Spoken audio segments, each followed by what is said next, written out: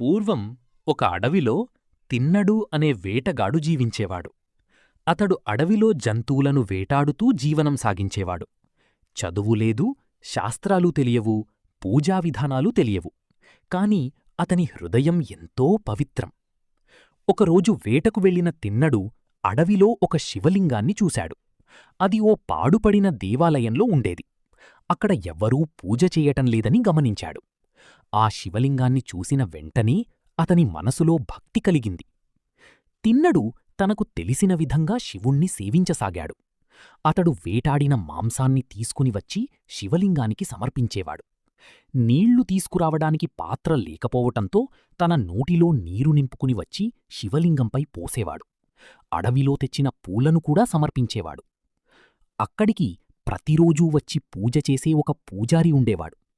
ఒకరోజు ఆలయంలో మాంసం, అడవిపూలు చూసి ఆశ్చర్యపోయాడు. ఇలా అపవిత్రం చేస్తున్నదెవరు అని బాధపడ్డాడు. అతడు మరసటి రోజు దాక్కుని చూడగా తిన్నడు వచ్చి ఎంతో ప్రేమతో శివుణ్ణి పూజించటం చూశాడు. పూజారి ఆశ్చర్యపోయాడు. శివుడు మాత్రం తిన్నడి నిజమైన భక్తిని ఎంతో ఆనందంగా స్వీకరిస్తున్నాడు.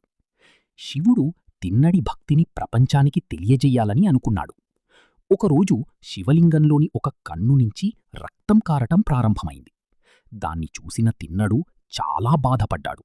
నా శివయ్యకు ఏమైంది అని ఆందోళన చెందాడు. అతడు ఎన్నో ఔషధాలు పెట్టినా రక్తం ఆగలేదు. చివరికి తన కన్నీ తీసి శివలింగం కన్నుపై ఉంచాడు. వెంటనే రక్తం ఆగిపోయింది. కాని కొద్దిసేపటికి మరో కన్ను నుంచి కూడా రక్తం రావటం మొదలైంది. తిన్నడు తన రెండో కన్నును కూడా ఇవ్వాలని నిర్ణయించుకున్నాడు. కాని రెండో కన్ను తీసేస్తే శివలింగం కన్ను ఎక్కడుందో కనిపించదు కాబట్టి తన కాలిని ఆ స్థానంపై ఉంచి గుర్తుపెట్టుకున్నాడు. తన రెండో కన్నును తీసేందుకు సిద్ధమవుతుండగా వెంటనే పరమశివుడు ప్రత్యక్షమయ్యాడు. ఆగు నా భక్తా అని శివుడు అతన్ని ఆపాడు.